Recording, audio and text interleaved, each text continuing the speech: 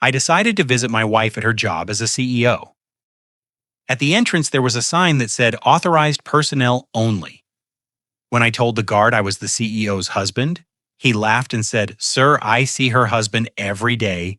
There he is coming out right now." So I decided to play along.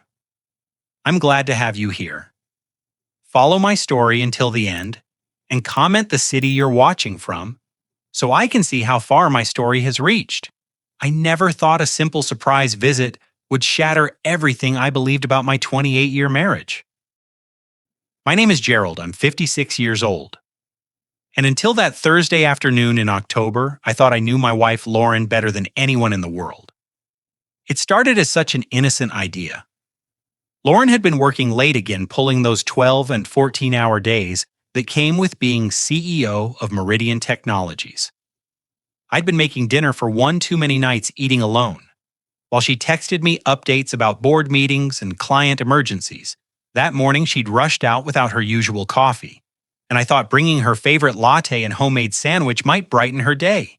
The downtown office building gleamed in the autumn sunlight as I pulled into the visitor parking space. I'd only been to Lauren's office a handful of times over the years. She always said it was easier to keep work and home separate, and I respected that boundary. Maybe I respected too many boundaries. I walked through the glass doors, carrying the coffee and brown bag, feeling oddly nervous. The lobby was all marble and chrome, the kind of intimidating corporate space that made me grateful for my quiet accounting practice. A security guard sat behind an imposing desk, his nameplate reading William. "Good afternoon," I said, approaching with what I hoped was a confident smile. "I'm here to see Lauren Hutchkins. I'm her husband, Gerald." William looked up from his computer screen, his expression shifting from professional courtesy to something I couldn't quite read. He tilted his head slightly, studying my face as if trying to solve a puzzle. "You said you're Mrs. Hutchkins's husband?" His voice carried a note of confusion that made my stomach tighten. "Yes, that's right, Gerald Hutchkins." I brought her lunch. I held up the bag, suddenly feeling foolish. William's expression changed completely. His eyebrows shot up, and then he did something that froze my blood. He laughed, not a polite chuckle, but a genuine, bewildered laugh that echoed through the marble lobby. "Sir, I'm sorry, but I see Mrs. Hutchins' husband every day. He just left about 10 minutes ago." William gestured toward the elevators with casual certainty. "There he is now, coming back." I turned, following his gaze, and watched a tall man in an expensive charcoal suit stride through the lobby.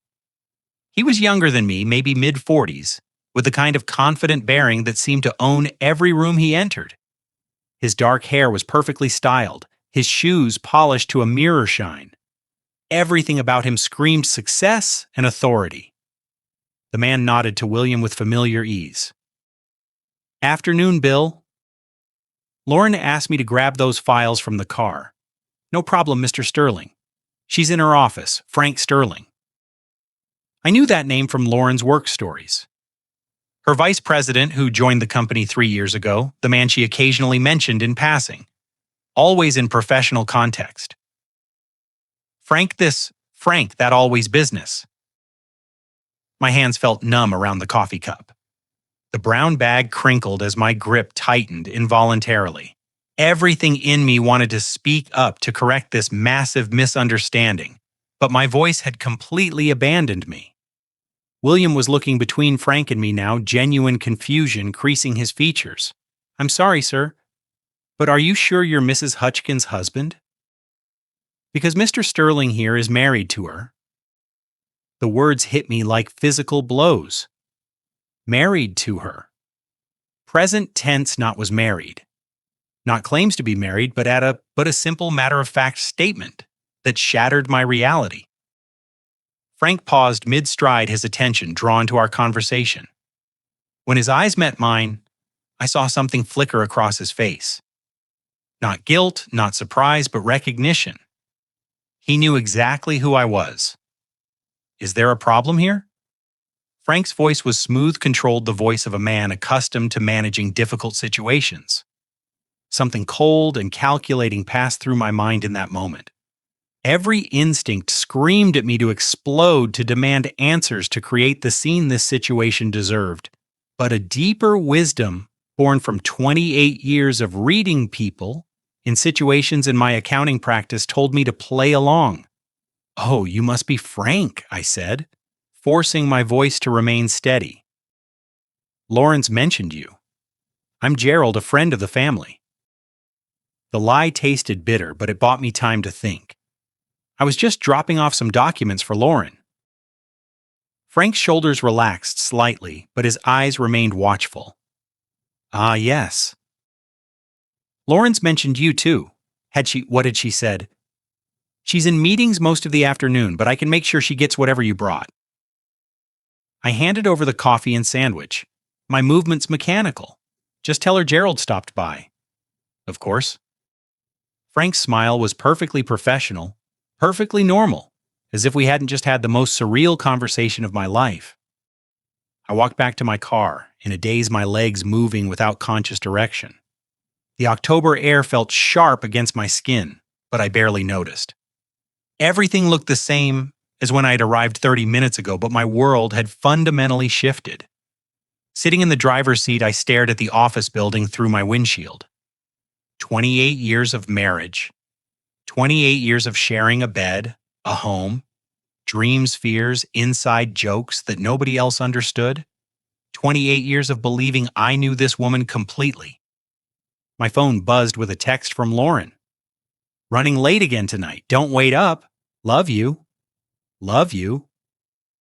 The words that had once brought me comfort now felt like another lie in what was apparently a web of deception I'd been blind to. How long had this been going on? How many times had Frank been introduced as her husband, while I sat at home making dinner for one, believing her stories about late meetings and business dinners? I started the car and drove home through familiar streets that suddenly felt foreign. Our house looked the same. The red brick colonial we'd bought when Lauren first made partner at her previous firm. The garden she'd insisted on planting our second year there.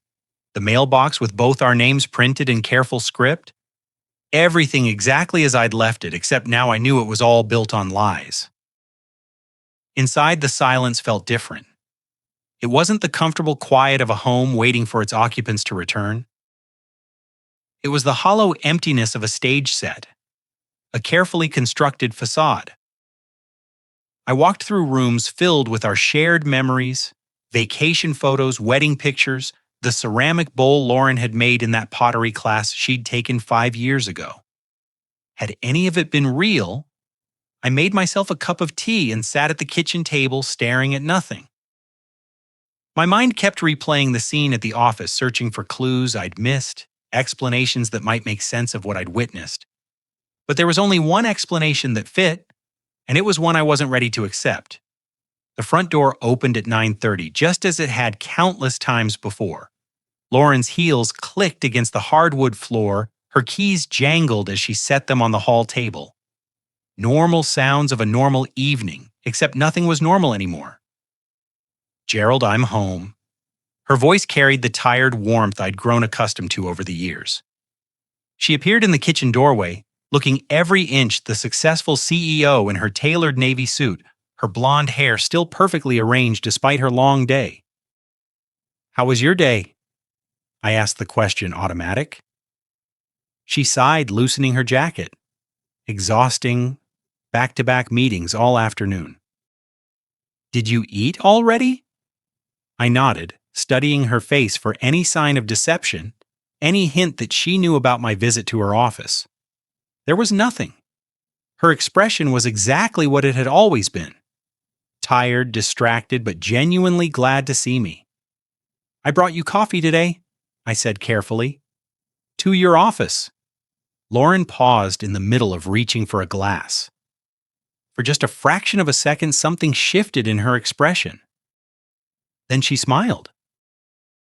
"You did. I didn't get any coffee." I gave it to Frank to pass along. Another pause, so brief I might have imagined it.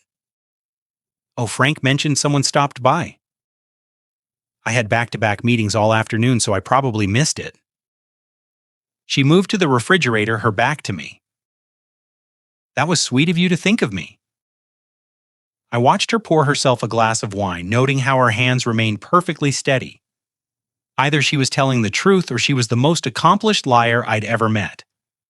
After 28 years of marriage, I was terrified to discover which one it was. The rest of the evening passed in a surreal pantoum of normally. We watched the news together, discussed our weekend plans, went through the same bedtime routine we'd followed for decades. But underneath it all, a terrible new awareness pulsed like a second heartbeat. As Lauren slept beside me, her breathing deep and peaceful, I stared at the ceiling and wondered how many other lies I'd been living with. How many times had she come home from spending the day being Frank's wife, only to slip seamlessly back into being mine? How long had I been sharing my life with someone who was living a completely different one when I wasn't around? The numbers man in me started calculating. 3 years since Frank joined the company. How many late nights? How many business trips? How many times had she mentioned his name in passing, conditioning me to accept his presence in her professional life, while he was actually inhabiting something much more personal? But the questions that haunted me most weren't about timelines or evidence. They were simpler and infinitely more devastating. Who was the woman sleeping next to me? And who had I been married to all these years? The next morning arrived with cruel normally. Lauren kissed my cheek before leaving for work. The same quick peck she'd given me for years. She wore her favorite perfume, the one I'd bought her for Christmas 2 years ago. Everything about her was familiar, comforting, exactly as it had always been, except now I knew I was kissing a stranger. I called my office and told my assistant I'd be working from home. For the first time in my 15-year practice, I couldn't bear the thought of discussing tax returns and quarterly reports. Instead, I sat at my kitchen table with a cup of coffee that grew cold while I stared at Lauren's coffee mug in the sink. She'd used it that morning just like always. Had she been thinking about Frank while she drank from it? By noon, I found myself doing something I'd never done before, going through Lauren's things not frantically, not desperately, but with the methodical precision that had made me successful in accounting. I started with the obvious places: her home office, the desk where she sometimes worked in the evenings. The drawers revealed nothing suspicious. Work papers company, letterhead business cards from clients I recognized from her stories. Everything was exactly what it should be for a CEO who occasionally brought work home. But then I found something that made my stomach clench. A restaurant receipt from Chat Laurent, the French place downtown, where we'd celebrated our anniversary 3 years running, dated 6 weeks ago, for 2 people. $68.50. I remembered that night clearly because Lauren had told me she was having dinner with a potential client, a female client from Portland, who was in town for just one evening. I stared at the receipt, my hands trembling slightly. The timestamp showed 8:15 p.m. We talked on the phone that night around 9:30. She'd sounded relaxed, happy, describing her challenging but productive client meeting. I'd been proud of her for landing what she described as a significant account. But this wasn't a business dinner receipt. No alcohol charges that would accompany client entertainment. No appetizers or desserts that Lauren would order to impress a potential client. Just 2 entrees and a bottle of wine. The kind of intimate dinner I thought was reserved for us. My phone rang, startling me from my thoughts. Lauren's name appeared on the screen. "Hi, honey?" I answered, surprised by how normal my voice sounded. "Hey, I just wanted to check in." "You sounded a little off this morning?" Her voice carried genuine concern, the kind of caring attention that had made me fall in love with her 29 years ago. "Just tired," I said. "Didn't sleep well?" "Maybe you should take a real break today. You've been working so hard lately." The irony of her suggestion wasn't lost on me. While I'd been working hard at my small practice, she'd apparently been working hard at maintaining 2 separate lives. "Actually, I was thinking about that dinner you had with the client from Portland. The one about 6 weeks ago. How did that work out?" A pause. So brief that most people wouldn't notice it. But after 28 years of marriage, I knew Lauren's speech patterns. She was calculating.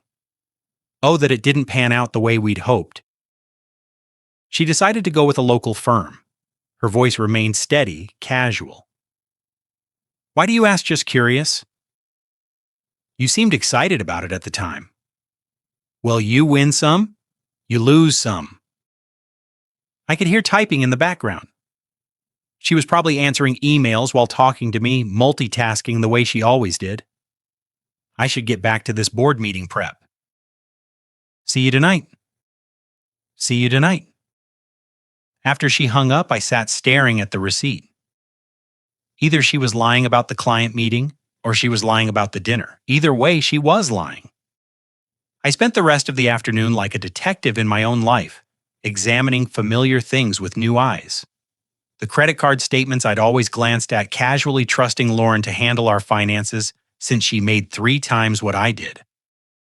Now I studied them line by line. Lunch charges on days when she told me she was brown, bagging it to save money. Gas station purchases in neighborhoods across town, far from her usual routes. A charge at Barnes & Noble for $37.12 on a Tuesday afternoon when she'd supposedly been in back-to-back meetings.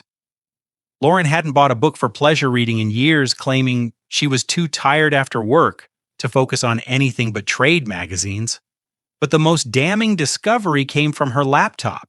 She'd left it open on the kitchen counter, something she'd been doing more frequently over the past year.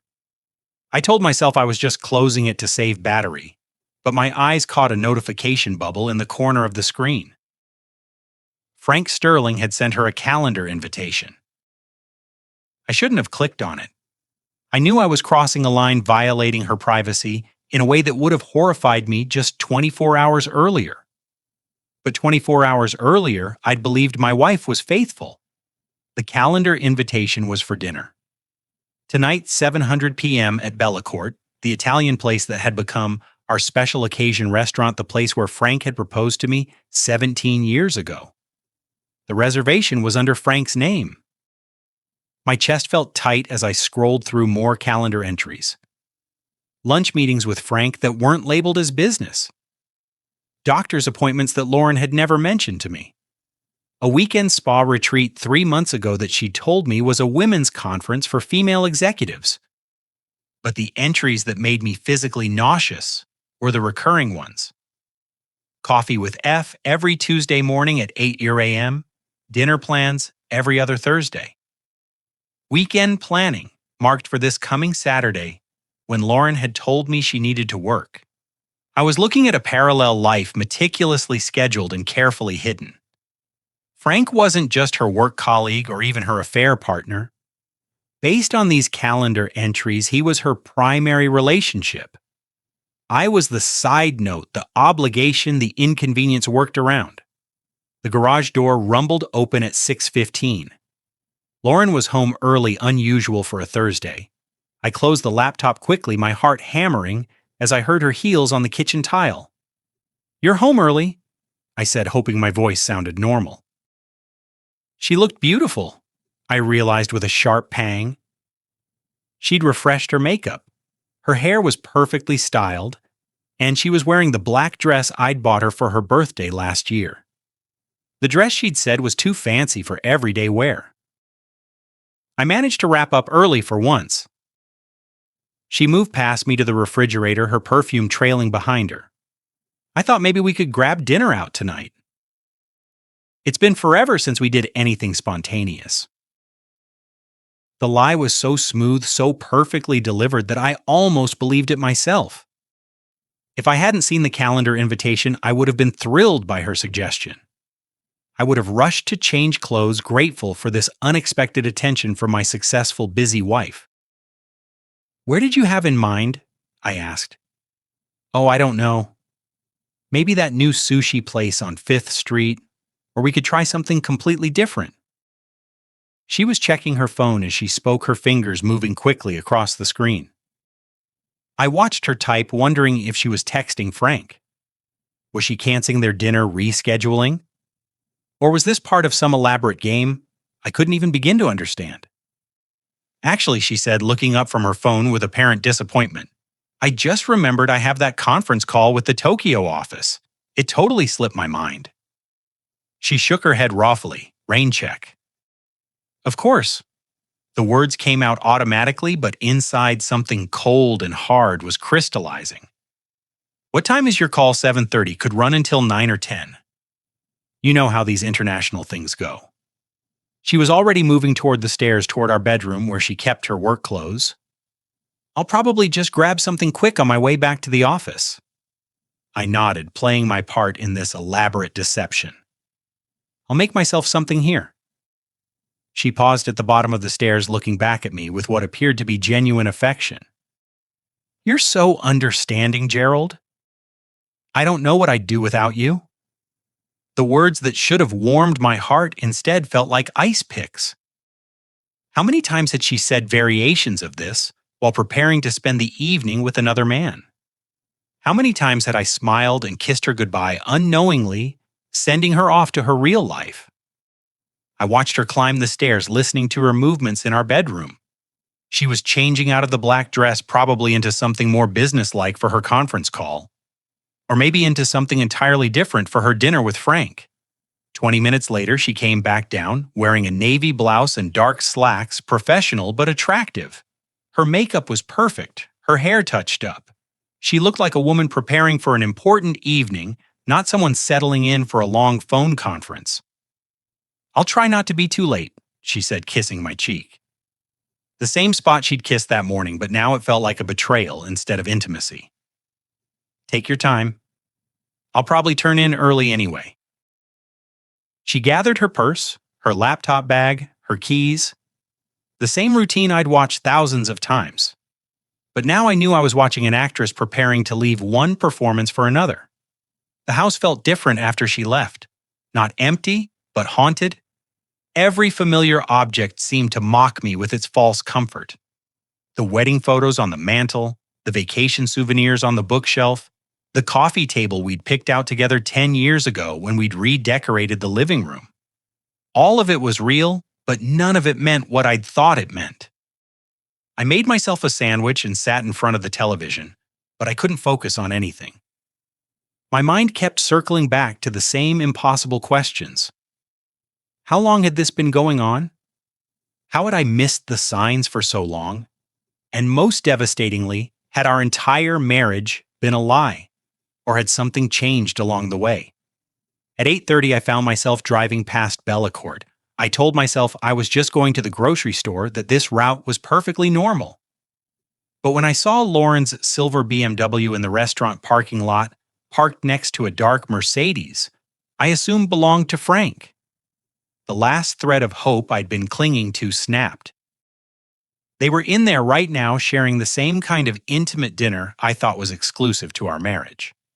Was he telling her he loved her? Was she laughing at his jokes the way she used to laugh at mine? Were they planning a future that didn't include me? I drove home in a daze, the weight of my new reality settling around me like a heavy coat. My wife of 28 years was living a double life, so complete, so seamlessly integrated, that I'd been completely blind to it. The woman I'd thought I knew better than anyone was a stranger. The marriage I'd believed was solid was apparently just the cover story for her real relationship. But perhaps the most shattering realization was this. I had no idea how long I'd been living this lie, and I had no idea what to do about it. The revelation came 3 days later in the most mundane way possible. I was cleaning out the junk drawer in the kitchen, something I did quarterly to keep our household organized, when my fingers closed around a key I didn't recognize. It was brass-worn smooth at the edges, attached to a keychain from Harbor View Apartments across town. I stared at it for a long moment, my mind trying to process what I was seeing. We owned our house outright had for the past 8 years. Neither of us had any reason to have an apartment key, let alone one from a complex 30 minutes away from our neighborhood. That afternoon, while Lauren was at what she'd called a client presentation, I drove to Harbor View Apartments.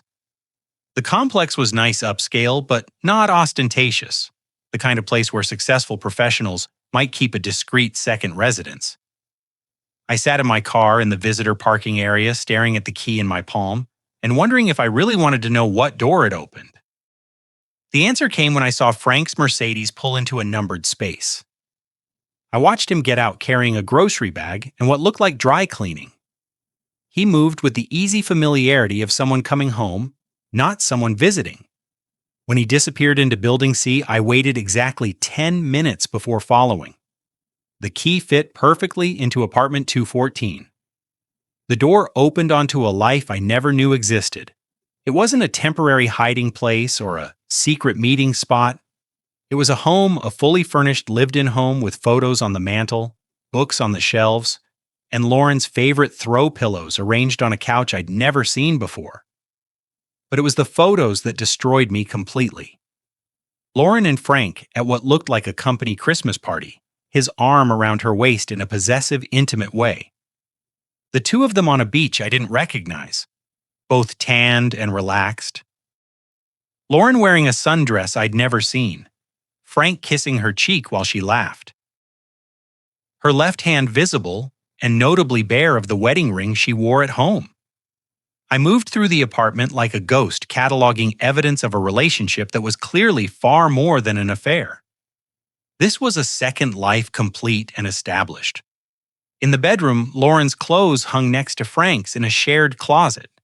Her perfume sat on the dresser next to his cologne. The bathroom held 2 toothbrushes, her contact solution, the expensive face cream she claimed was too costly to repurchase when she'd run out 6 months ago.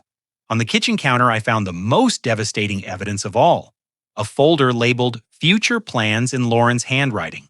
Inside were house listings in Frank's name, vacation brochures for trips I'd never heard her mention, and a business plan for expanding Meridian Technologies, with Frank listed as CEO and Lauren as president.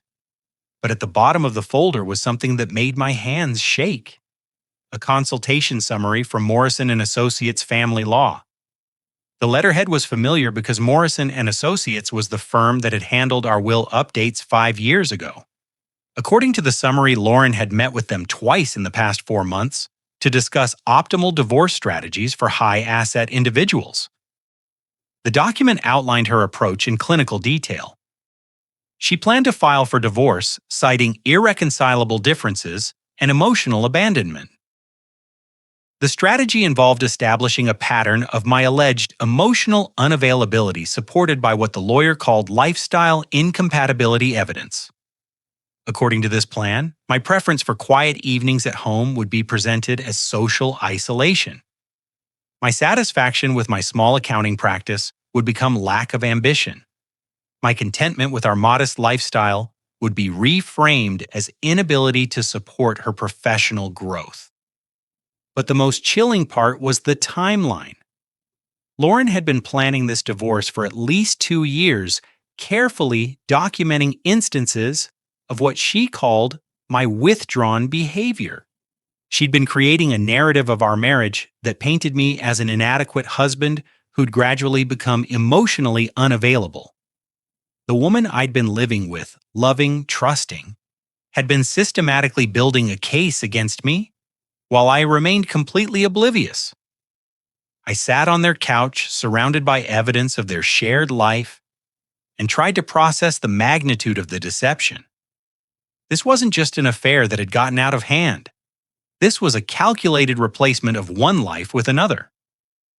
Frank hadn't just stolen my wife. He'd systematically assumed my role while I was gradually being written out of the story. My phone buzzed with a text from Lauren. Running late tonight. Don't wait up. Love you. Love you. The same words she'd probably texted me from this very apartment. Maybe while Frank was cooking dinner in their kitchen or while they were planning their next vacation together. How many times had she sent me loving messages while actively living a completely different life? I photographed everything with my phone. My accountant's mind automatically creating the documentation I'd need later, the photos, the legal documents, the evidence of their shared residence. But as I worked, a strange calm settled over me. For 3 days I'd been tormented by uncertainty, by the gap between what I knew and what I suspected. Now I had answers. And while they were devastating, they were also clarifying. Lauren hadn't just been having an affair, she'd been conducting an elaborate, long-term plan to transition from one life to another with me as the unwitting supporting character in my own replacement. The woman I'd been married to for 28 years had spent the last several years methodically erasing me from her future while maintaining the facade of our marriage. When I got home, I found Lauren's laptop open on the kitchen counter again. This time I didn't hesitate. I opened her email and found correspondence that confirmed everything I'd discovered at the apartment. Messages between Lauren and Frank discussing when to make the transition. Communications with her lawyer about preparing Gerald for the inevitable changes. Even emails to our mutual friends subtly preparing them for what she called some difficult decisions I'll need to make about my marriage. One email to her sister Sarah, dated just 2 weeks ago, was particularly devastating. Gerald's been so distant lately. I think he's going through some kind of midlife crisis, but he won't talk about it. I'm trying to be patient, but I can't sacrifice my own happiness indefinitely. Frank thinks I should consider all my options. Reading this, I realized that Lauren hadn't just been living a double life. She'd been actively rewriting our marriage history to justify her planned exit. Every quiet evening, I'd spent reading while she worked on her laptop. Every time I'd encouraged her to pursue her career ambitions, even when it meant less time together, every instance of my being supportive, rather than demanding, had been transformed into evidence of my inadequacy as a husband.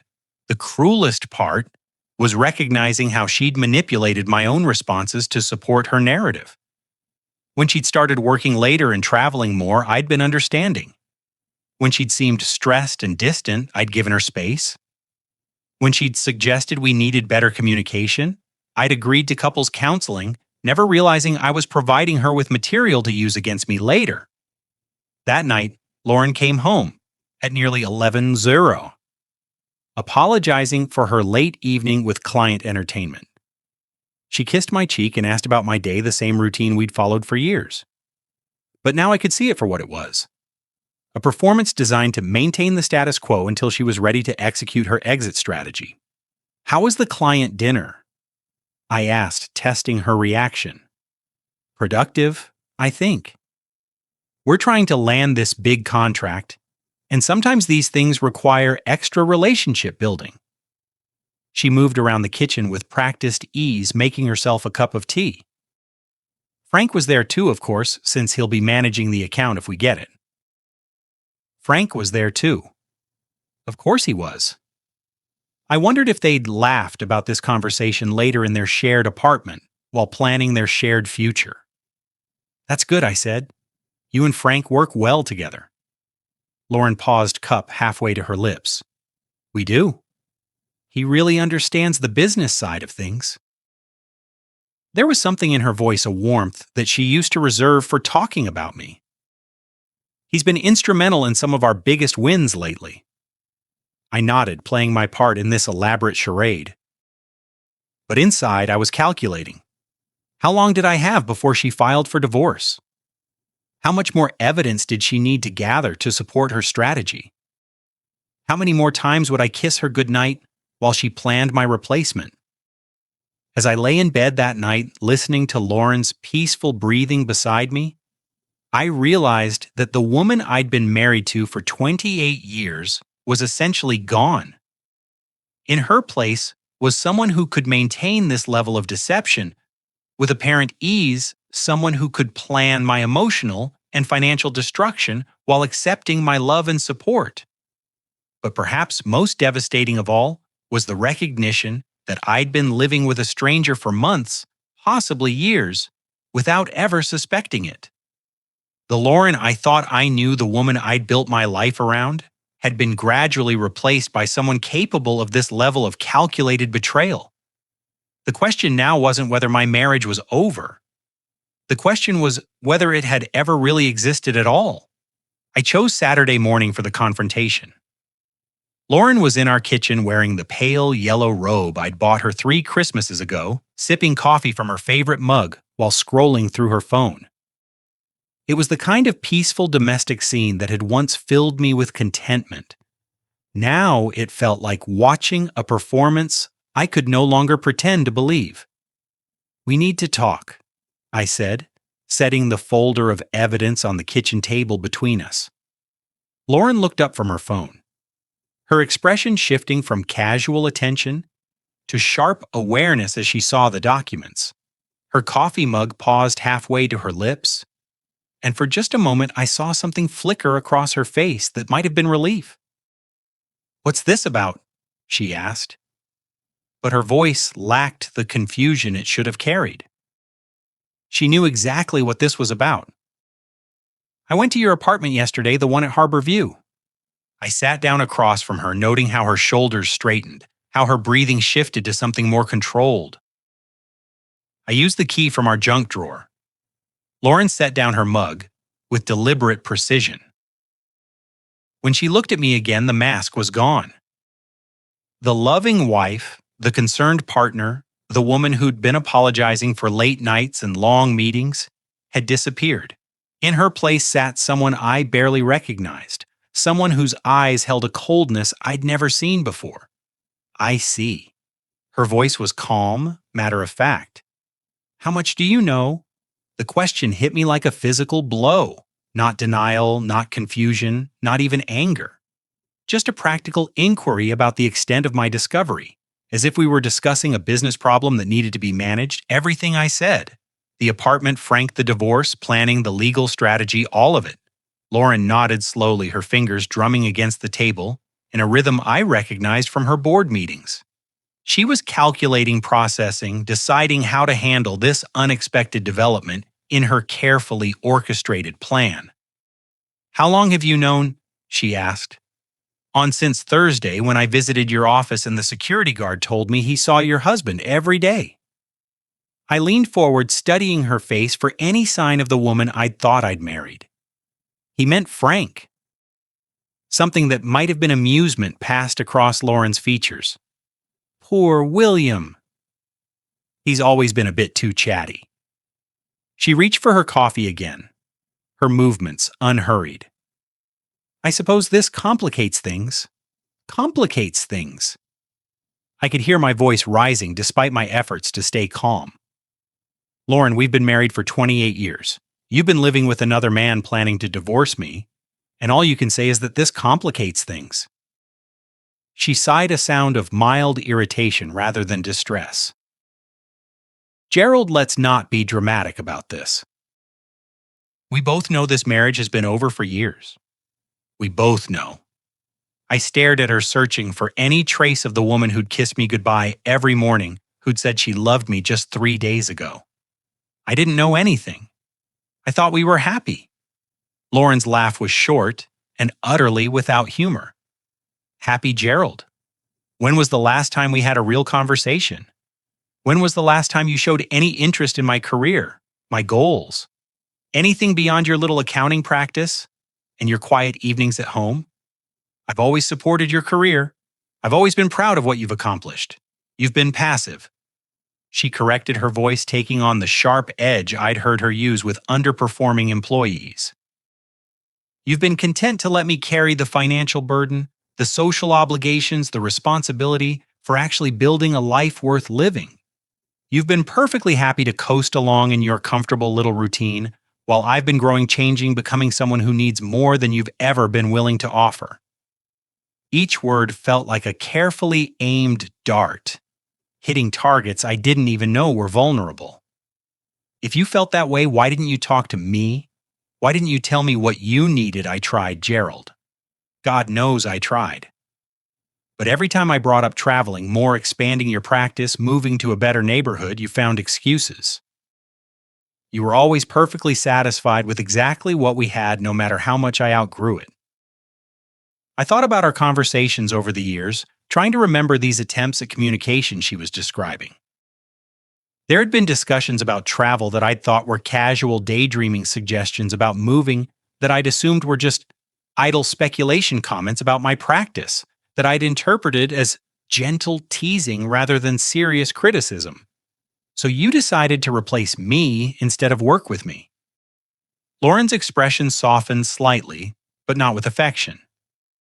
It was the kind of gentle patience she might show a slow student. I didn't set out to replace you. I met Frank 3 years ago when he joined the company. He was everything. You're not ambitious, dynamic, interested in building something bigger than himself. At first, it was just professional respect. Then it became friendship. Then it became more. When the question came out as barely a whisper, when what? When did it become more? She considered this, tilting her head as if trying to recall the details of a business transaction. About 2 years ago, Frank had just closed his first major deal with us. We went out to celebrate, and we ended up talking until 3 in the morning about our dreams, our plans, the kind of life we wanted to build. It was the most stimulating conversation I'd had in years. You came home that night. I remember you said the client dinner ran late. It did, in a way. Lauren's voice was matter of fact, as if she were describing something that had happened to someone else. That's when I realized what I'd been missing. Frank listens when I talk about expanding the company internationally. He gets excited about the same opportunities that excite me.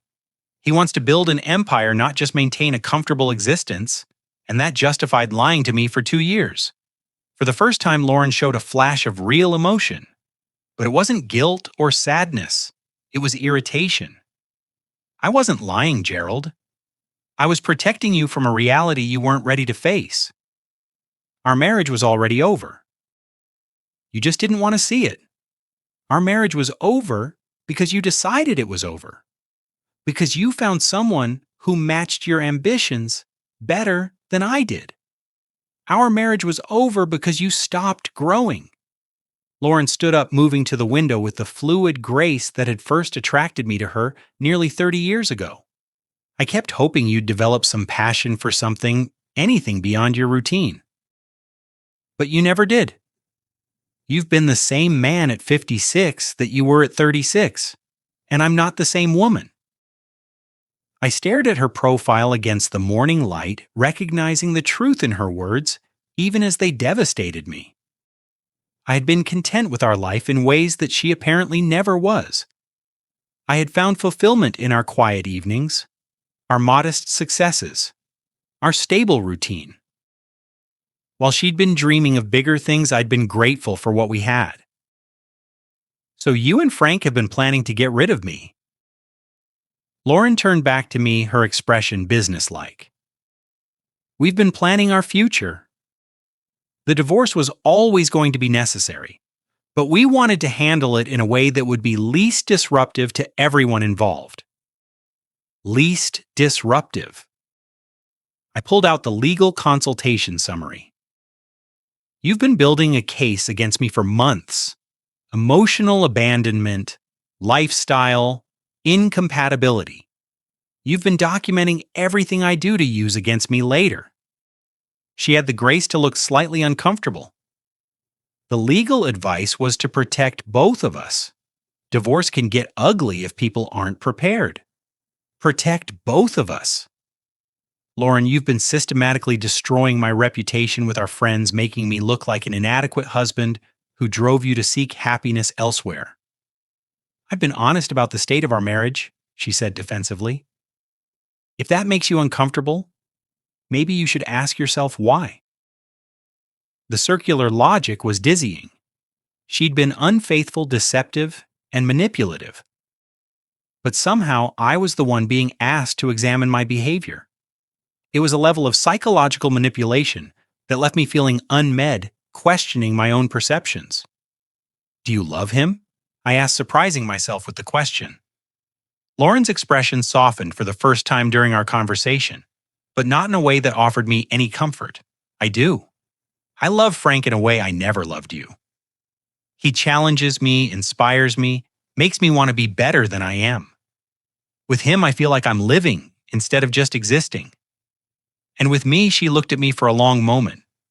Her gaze neither cruel nor kind, just honest. With you, I felt safe, comfortable, unchallenged. For a long time, I thought that was enough, but it isn't, Gerald. I want more than safe. I sat in silence, absorbing the weight of her words. 28 years of marriage, and what she'd valued most about me was my ability to provide emotional safety and comfort. What I'd seen as love and partnership, she'd experienced as stagnation and limitation.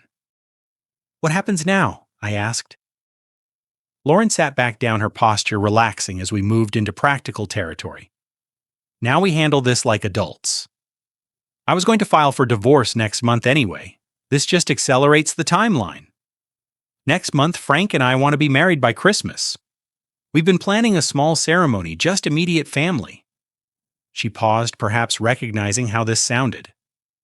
I was hoping we could make this transition as smooth as possible for everyone. Everyone except me. Gerald, you'll be fine.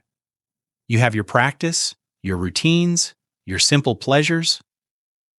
You'll probably be happier without the pressure of trying to keep up with someone like me. The condescension in her voice was breathtaking.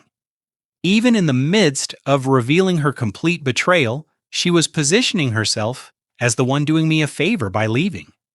As if my contentment with our life had been a burden she'd been generously carrying all these years. I trusted you, I said quietly. I know you did. And I'm sorry it had to end this way. But Gerald, we both deserve to be with someone who truly understands us. You deserve someone who appreciates your quiet strengths, and I deserve someone who shares my ambitions. She was rewriting our entire marriage as a mutual mismatch rather than a betrayal, transforming her infidelity into a kind of favor to both of us. It was masterful in its way, this ability to reframe devastating deception as enlightened self-awareness. When do you want me to move out? I asked. Lauren looked surprised. You don't have to move out immediately. We can work out the details through our lawyers. I'm not heartless, Gerald. Not heartless, just calculating, manipulative, and capable of maintaining an elaborate deception for years while planning my replacement. But not heartless, I stood up feeling older than my 56 years. I'll contact a lawyer on Monday. Gerald, she called as I reached the kitchen doorway. When I turned back, she looked almost like the woman I'd thought I'd married. Almost. I really am sorry it happened this way. I never wanted to hurt you. I studied her face, looking for any sign that she understood the magnitude of what she'd done. But there was only mild regret, the kind of polite sadness someone might feel about a business decision that unfortunately affected other people. No, I said quietly, you just wanted to replace me. The hurt was just collateral damage. As I walked upstairs to our bedroom, I could hear Lauren on the phone, her voice animated in a way it hadn't been during our conversation.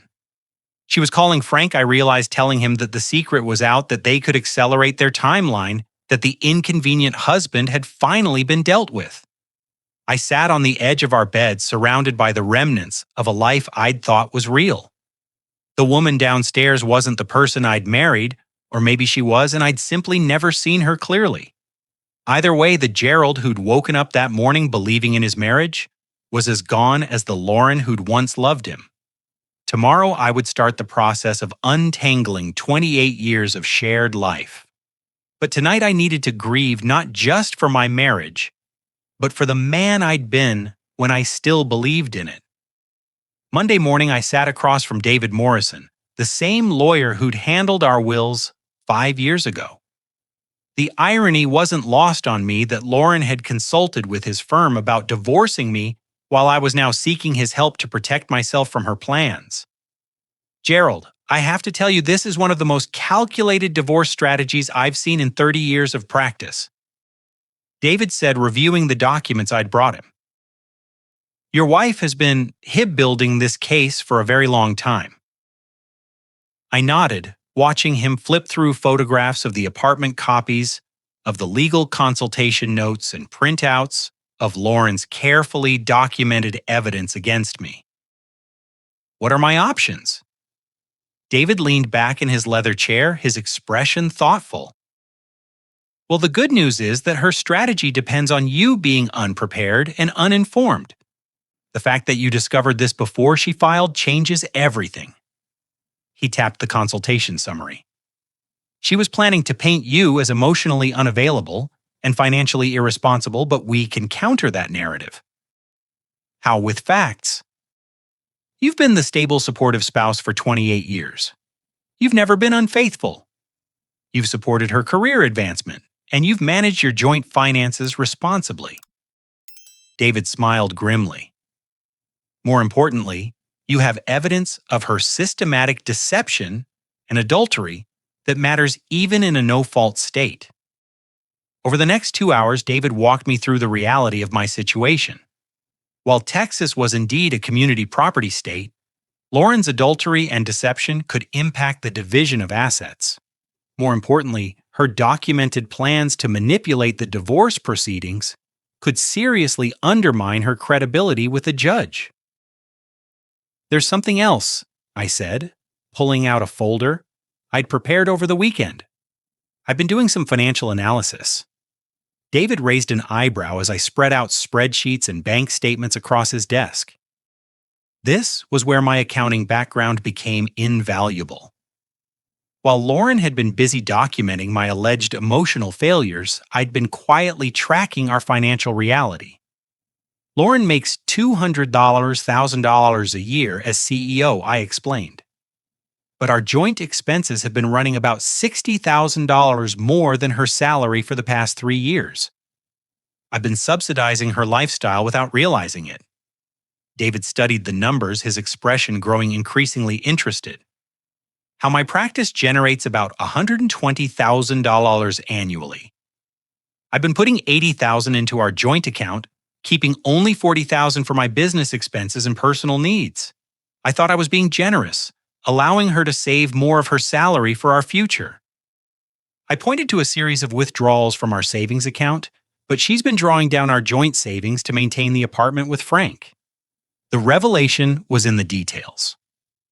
While I'd been living modestly and contributing most of my income to our shared expenses, Lauren had been using our joint resources to fund her separate life.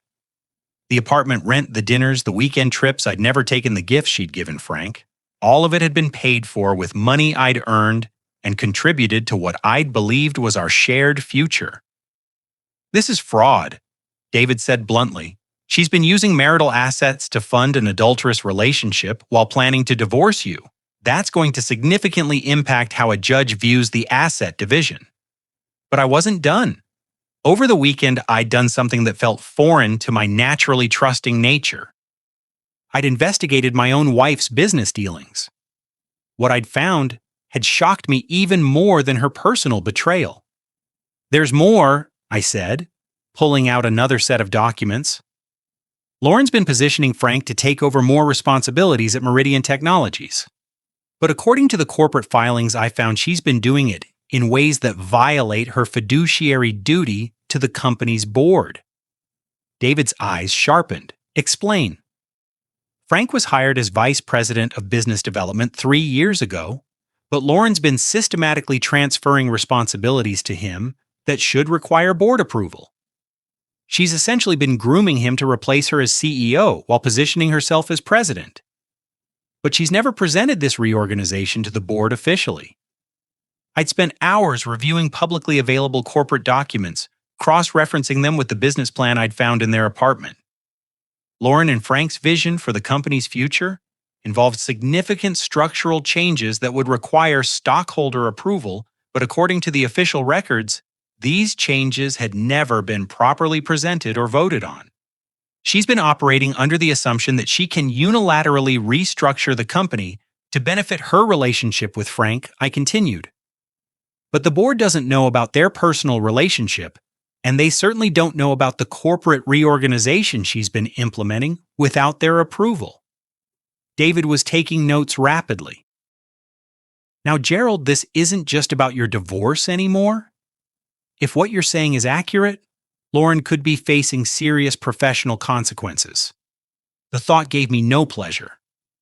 I'd loved this woman for 28 years, and I took no joy in uncovering evidence that could destroy her career. But I also couldn't ignore the reality that she'd been systematically betraying not just me, but her professional obligations as well. "What do you recommend?" I asked. "We file first," David said without hesitation. "We get ahead of her narrative and present the facts before she can spin them. More importantly, we make sure the board at Meridian Technologies understands what's been happening under their noses." That afternoon, I did something that went against every instinct I'd developed over our 28-year marriage. I stopped protecting Lauren from the consequences of her actions. I called Richard Hayes, the chairman of Meridian's board of directors. Richard and I had met several times at company functions over the years, and I'd always liked his straightforward approach to business. "Gerald, what can I do for you?" Richard's voice was warm, unsuspecting. "Richard, I need to bring something to your attention regarding corporate governance issues at Meridian. It's complicated, but I think the board needs to be aware of some structural changes that may not have been properly authorized." There was a pause. What kind of structural changes? I spent the next 20 minutes carefully outlining what I'd discovered, sticking to facts and avoiding personal details about my marriage. Richard listened without interruption, his questions growing more pointed as I described the unauthorized reorganization that had been taking place. "Jesus, Gerald. Are you saying Lauren's been implementing major corporate changes without board approval?" "I'm saying that based on the documents I've seen, there appears to be a significant disconnect between what's been happening operationally and what's been reported to the board. And you're bringing this to me." Because I took a deep breath, because I believe in corporate integrity, and because the board has a right to know what's being done in their name. After I hung up, I sat in my office feeling a strange mixture of satisfaction and sadness. For years, I'd been the supportive husband who cleaned up Lauren's messes, smoothed over her occasional ethical shortcuts, and provided the stable foundation that allowed her to take professional risks. Now, I was the one creating consequences she'd have to face. That evening, Lauren came home later than usual. Her face was tight with stress. Her usual composed demeanor cracked around the edges. "We need to talk," she said, setting her briefcase down with more force than necessary. "About what? About the call Richard Hayes made to me this afternoon. About the corporate governance review the board has suddenly decided to conduct." Her eyes were hard, calculating about the fact that my own husband is apparently trying to destroy my career. I met her gaze steadily. I shared factual information about corporate reorganization that appeared to lack proper authorization, nothing more. "Don't play innocent with me, Gerald. You knew exactly what you were doing." "Yes, I did. The same way you knew exactly what you were doing when you spent 2 years planning my replacement." Lauren's composure finally cracked. "This is different and you know it. This affects my professional reputation, my ability to make a living. Your affair with Frank affects that too. The board's going to find out eventually that you've been restructuring the company to benefit your personal relationship. I just gave them a head start." She stared at me for a long moment, and I could see her reassessing everything she thought she knew about me. The passive, supportive husband who'd never challenged her decisions was gone. In his place was someone who understood the value of information and wasn't afraid to use it. "What do you want?" she asked finally. "I want you to stop treating me like I'm stupid," I said. "I want you to acknowledge that your actions have consequences beyond your personal happiness.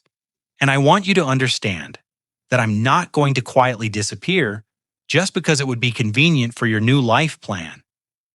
Lauren sat down across from me, her posture defensive. "The board review will pass. There's nothing illegal about operational restructuring. Maybe not illegal, but unauthorized restructuring that benefits your romantic partner. That's going to be harder to explain, especially when the board realizes you never disclosed your relationship with Frank." I could see her working through the implications, her quick mind calculating the political and professional costs of her choices. For the first time since I'd discovered her betrayal, Lauren looked genuinely worried. "What's it going to take to make this go away?" she asked. "It It's not going away, Lauren. You set this in motion when you decided to live a double life. Now we all have to deal with the consequences. You're destroying everything I've worked for." I shook my head. "You destroyed it yourself. I'm just refusing to help you cover it up anymore." That night, as Lauren made phone calls behind closed doors, and I could hear the stress in her voice, I realized something fundamental had shifted. For 28 years, I'd been the one adapting, accommodating, making space for her ambitions and choices. Now, for the first time, she was the one having to adapt to consequences she couldn't control. It wasn't revenge exactly. It was something quieter but more powerful. The simple refusal to continue enabling someone who'd been systematically betraying me. Lauren had built her new life on the assumption that I would remain passive, predictable, manageable. She was about to discover how wrong that assumption had been. The next morning, I filed for divorce, but more importantly, I stopped being the man who made Lauren's life easier at the expense of his own dignity.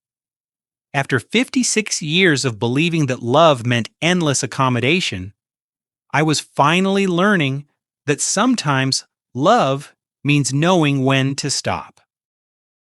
6 months later, I stood in the kitchen of my new apartment, making coffee for one and finding genuine peace in the simplicity of it. The morning sun streamed through windows I'd chosen in a space that was entirely mine-free from the weight of deception and false harmony that had defined my life for so long.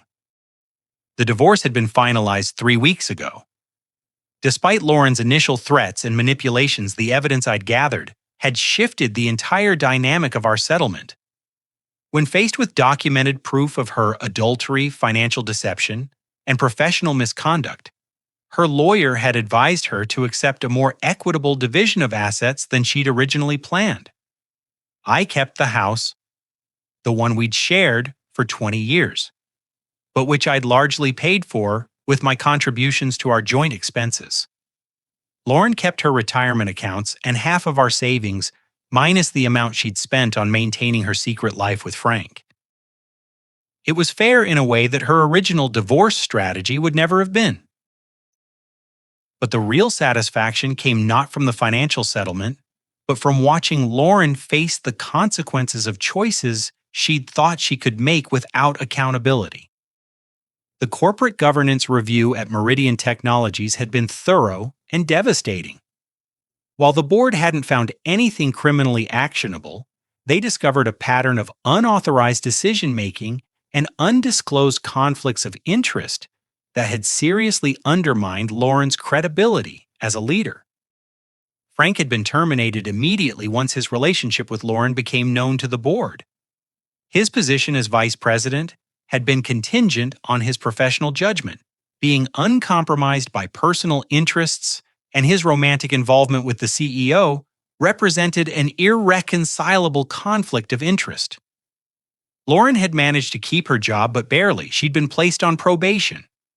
Her decision-making authority had been significantly restricted, and she was required to report to a newly appointed chief operating officer who essentially supervised her every move. The woman who'd built her identity around professional power and autonomy was now working under closer oversight than she'd experienced since her first corporate job 20 years ago. Their apartment at Harbor View had been given up quietly. Frank had moved back to Denver, taking a position with a smaller firm at considerably less money than he'd been making at Meridian. Lauren had moved into a modest one-bedroom place closer to her office, a significant downgrade from the luxury she'd become accustomed to. I learned about these developments not through direct contact, but through the small network of mutual friends and professional acquaintances that inevitably carried news in a city like ours.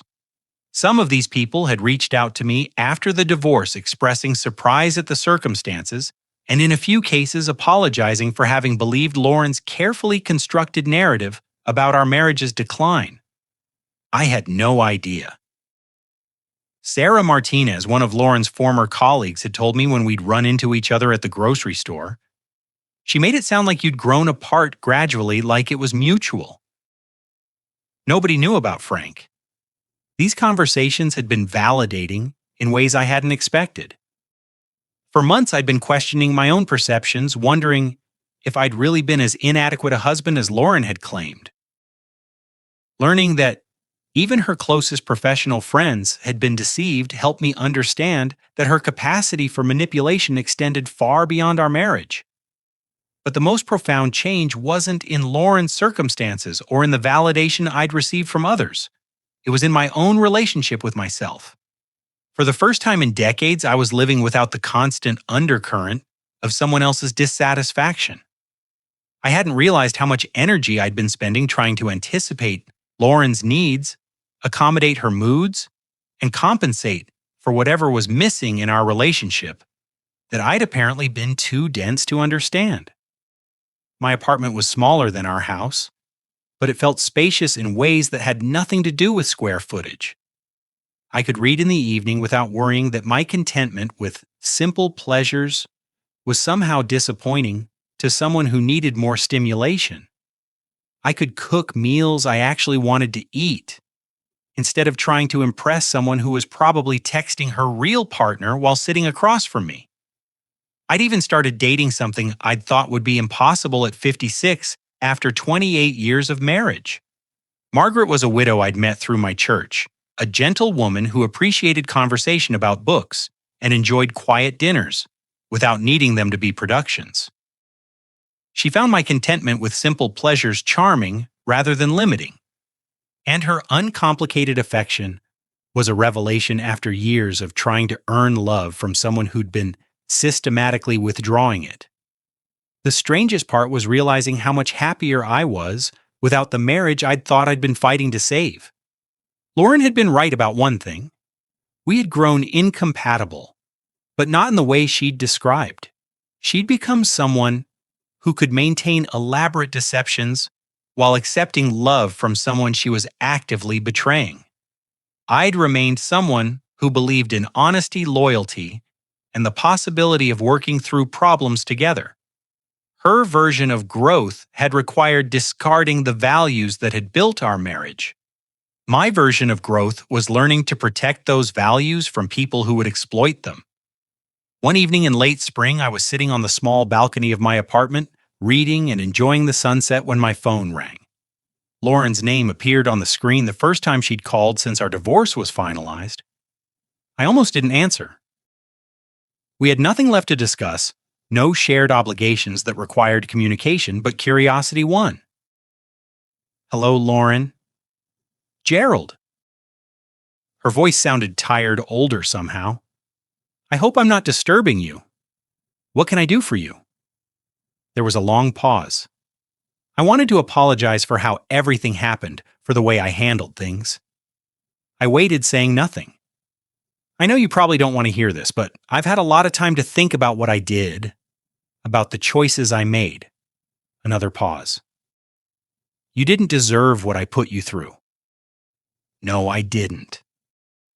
I convinced myself that our marriage was already over, that I was just being honest about reality. But the truth is, I ended it long before I admitted it to myself. I ended it when I decided you weren't enough anymore.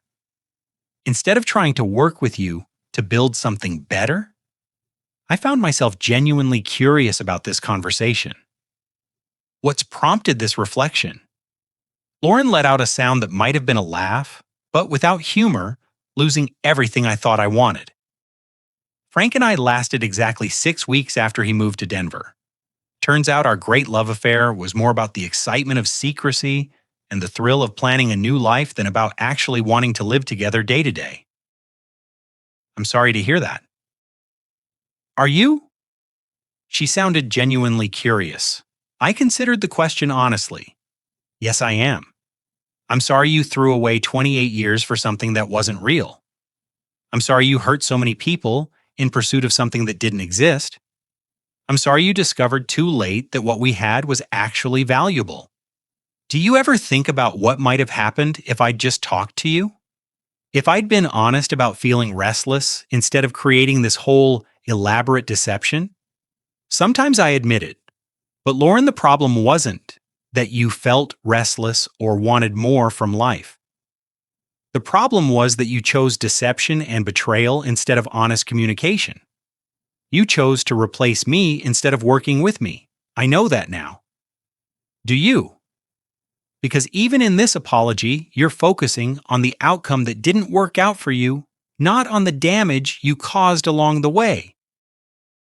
You're sorry that your strategy failed, not sorry that your strategy involved systematically lying to someone who loved you. Silence stretched between us. You're right, she said finally. Even now, I'm still making it about me. Yes, you are. I hope you're happy, Gerald. I hope you found someone who appreciates what I was too selfish to value. I have. Her name is Margaret, and she's everything you never were. Honest, kind, and capable of love without manipulation. Good. You deserve that. After she hung up, I sat on my balcony as the sun finished setting, thinking about the strange journey that had brought me to this peaceful evening. A year ago, I'd been living a lie without knowing it. Married to someone who was systematically planning my replacement while accepting my love and support. Now I was alone, but not lonely. Starting over, but not starting from scratch.